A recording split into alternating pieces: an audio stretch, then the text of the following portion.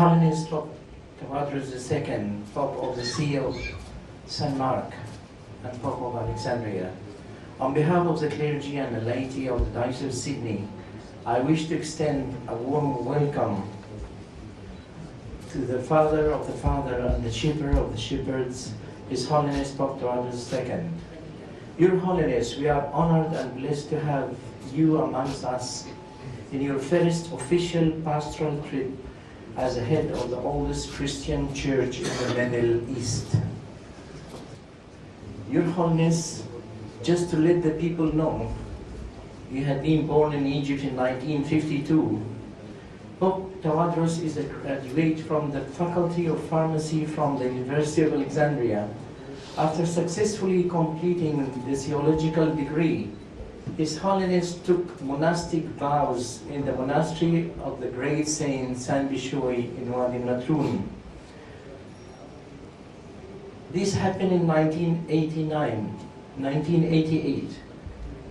In 1997, the late Pope Shenouda III ordained His Holiness Pope Tawadros as an auxiliary bishop in the vast Diocese of Beheira, assisting the Blessed Man, His Excellency Metropolitan Pachomius. On 18th of November 2012, His Holiness was enthroned as the 118th Pope of Alexandria. Within a few months, and please concentrate in this, within a few months, His Holiness established the first Egyptian Christian Council of Churches in Egypt. There was no Christian council in Egypt, and made a historical trip to Vatican. And His Holiness is dedicated and committed to the movement of ecumenism and was awarded the Russian Orthodox Prize promoting of Christian unity by the Patriarch of Russian Orthodox. Pope Tawadros is known as the Pope of Love and Hope. As you mentioned, as you remember in his speech before a couple of minutes, he said, any true Christian must live in hope. Who continued to foster the love, unity, and harmony in Egypt between all faiths. His Holiness is the author of several books. Many books have been published by His Holiness Pope Tawadros, most spiritual pastoral topics, and conducted seminars for us as bishops. By the way, from 14th to the 17th of November this year, we are going to have the 5th seminar of bishops headed by His Holiness Pope Tawadros. Your Holiness, we thank you for blessing our continent, Australia, and we look forward to be inspired and empowered by Your Holiness teaching, preaching, and pastoral care in the coming 2 weeks. Your Holiness, welcome to Australia. Thank you. Your Holiness, any chance of unifying the Easter and Christmas with the other churches? Is any hope? Different question.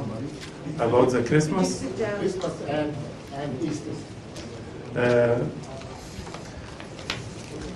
We prepare paper, research paper about the Easter and translate from Arabic to English and sent it to many churches.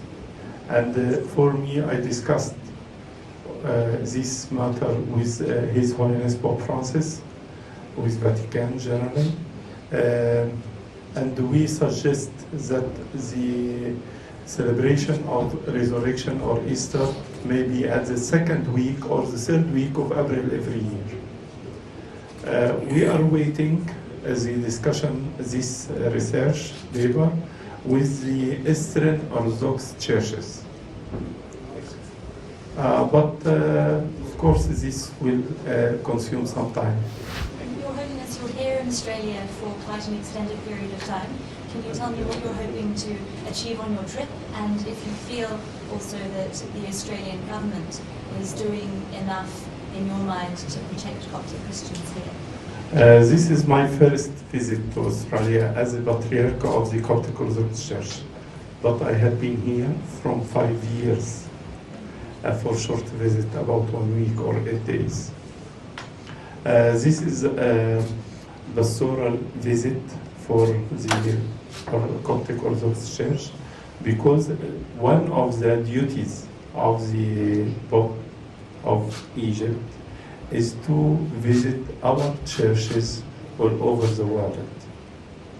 Last few years, I have been in States, in Canada, in many countries of Europe, in Ethiopia, in Armenia. There is no Copts in Armenia, of course, but the Armenian Church considered as a sister church with us. And also Russia, visit Russia. In addition to some special visits like to Jerusalem, to the WCC in Geneva, and so on. These visits make good and strong link between the Mother Church in Egypt. As you know, the Mother Church was established in the middle of the 1st century. And with the new church here started from about 50 years. These visits strengthen our link together, because generally increasing in the number of churches in many countries, but we take the power from the Mother Church.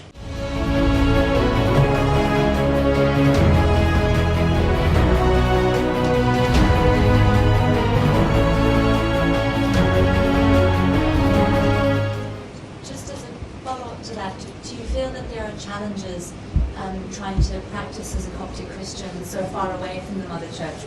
What challenges might one face as part of the Coptic community here in Australia? In Australia or in Egypt? In Australia, so being so far away from the Mother Church, how does one keep the ties strong, and what challenges might you face? I think that the first challenge is the serving of youth, because youth are the golden ring in the life of church and life of countries. This is a very important challenge. And also the education, the Christian education in the church, how to transfer the Coptic traditions, Egyptian traditions from Egypt. Egypt has very long history, very rich civilization, and transfer this to modern country like Australia or Europe. This is a difficult equation. How to translate many books to be suitable here in Australia according to the culture here. The serving of the second generation, the third generation is difficult, but this is considered as a challenge, and we try to make some solutions for successful education of youth.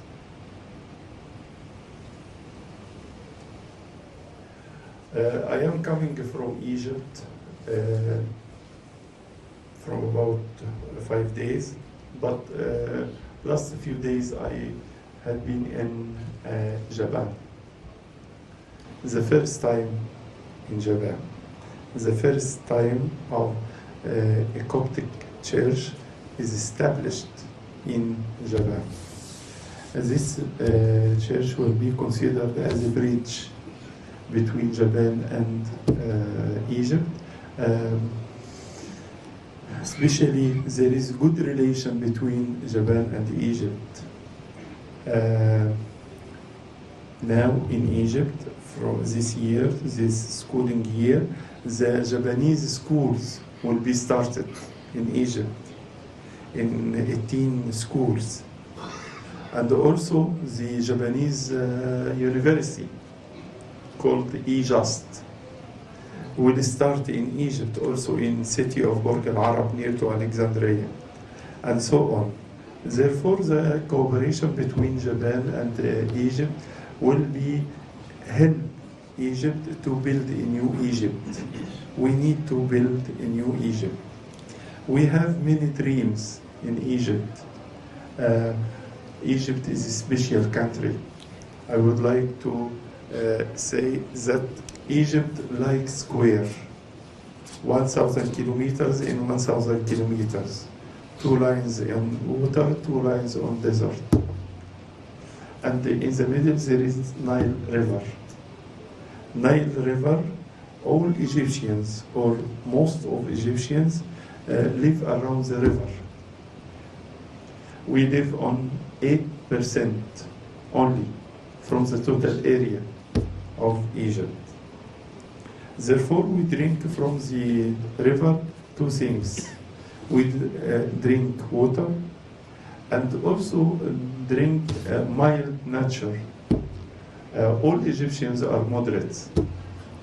All Egyptians, all the Egyptian history, from Pharaonic till now, are very moderate. Therefore, the attacks which happened in Egypt coming from outside, this to affect on the national unity of Egyptian, but I am sure that this national unity is very, very strong. Hi, you're going to be meeting with Prime Minister Malcolm Turnbull. Do you have an idea of what you want to speak to him about and what your conversation will be like? Firstly, I will thank him for good relation and good cooperation with Egypt, and also I will thank him for the presence of the Coptic Church here and their activities, and also I will hear from him about his experience about the different nationalities here live together in harmony, in tolerance. This is a good experience to know about Australia. I just had a follow-up question on that as well.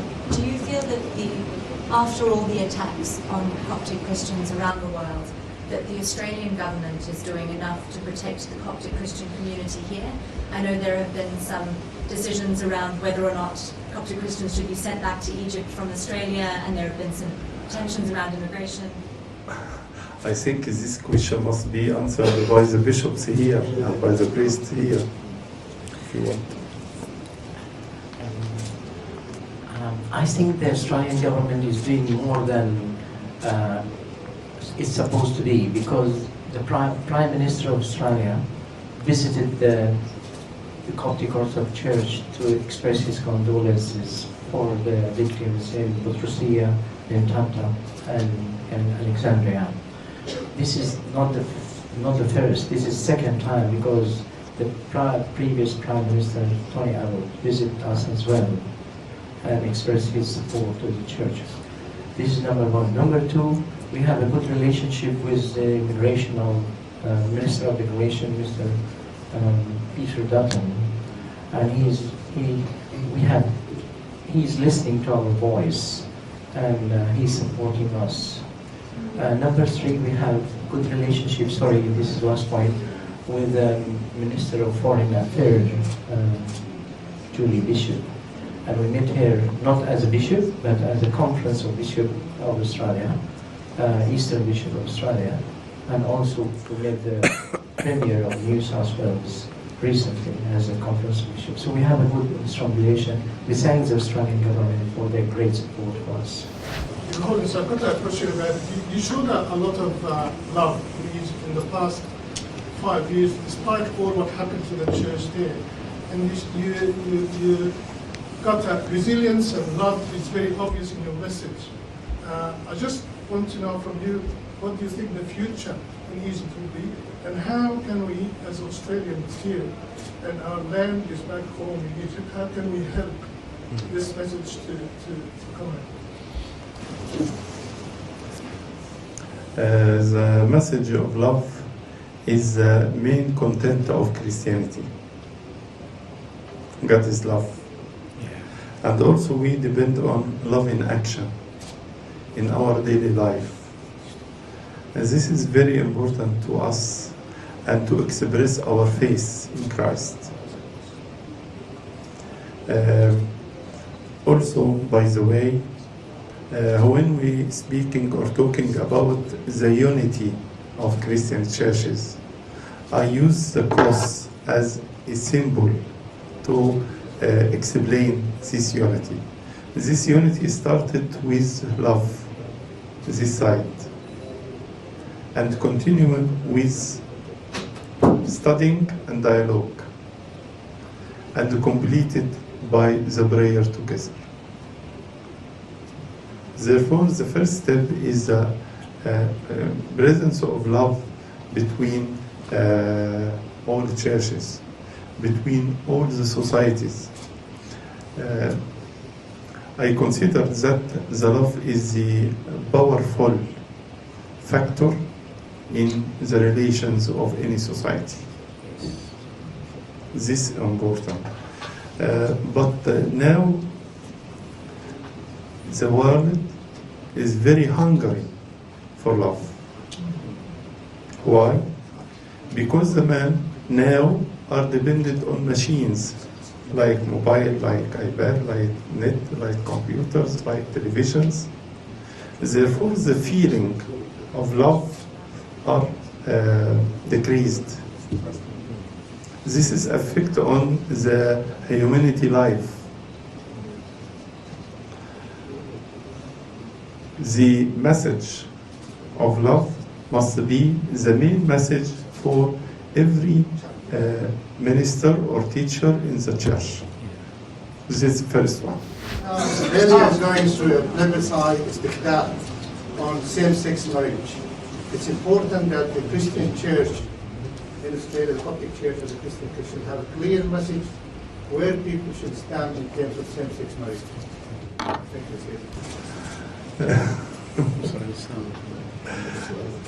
you.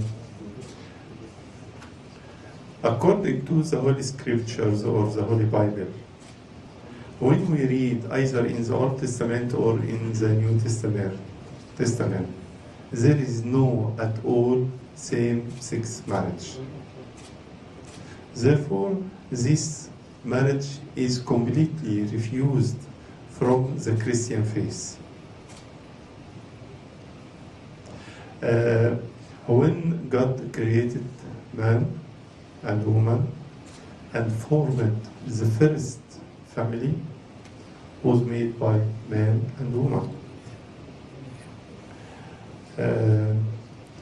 Therefore, when the mood of a man change this essential base for formation of life, of family, this will be refused from the church, from the believers, from the God. This is not accepted at all. And I would like it is considered as a sin. It is sin. Right. Thank you very Thank much. you for contending, ladies and gentlemen. Thank you very much, Sayyidina. Thank you. Thank you.